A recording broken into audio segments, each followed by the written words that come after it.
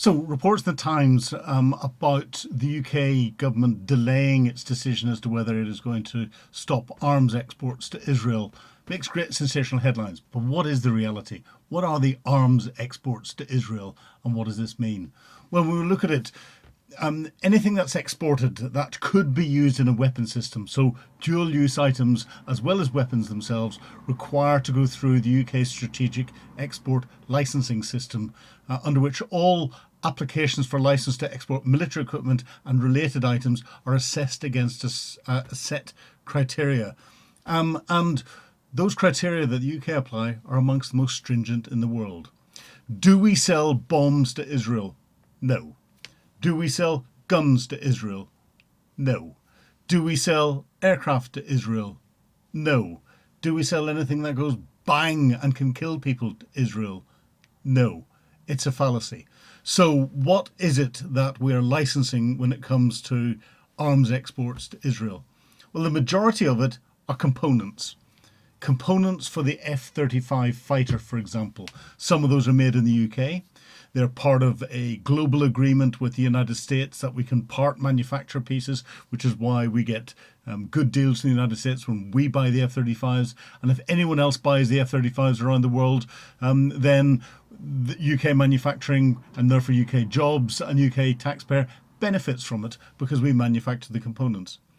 If we reduced or stopped the licensing of those components being used in aircraft or spares that were being sold to Israel, that would potentially undermine the UK's whole position in the F-35 fighter programme, and that would have major implications. Other sorts of things that we sell components to or elements to are air defence radars. Now, radar technology in Israel, the air defence radars in particular, are used to protect the Israeli population, part of the Iron Dome system. And Israel's right to defend itself within the bounds of international humanitarian law are sacrosanct. And therefore, those components do not contribute to any alleged war crimes that Israel has committed against the Palestinian people or Hamas people in Gaza, or what is going on in the northern border with Hezbollah and Lebanon. And therefore, it would not necessarily be appropriate to ban the export of those radar devices or radar components.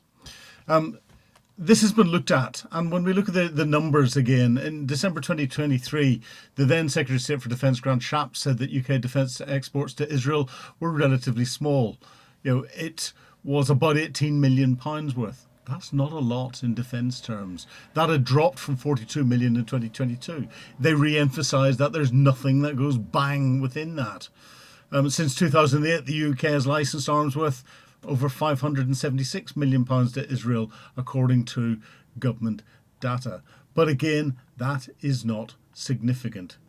On the 18th of December 2023, the then Business and Trade Secretary, Kemi Badenoch, decided not to suspend existing licences or to stop to grant licences, but her decisions were kept under careful review. This was reviewed again in April 2024, and the current Trade Secretary and Foreign Secretary are reviewing it again with the current Defence Secretary.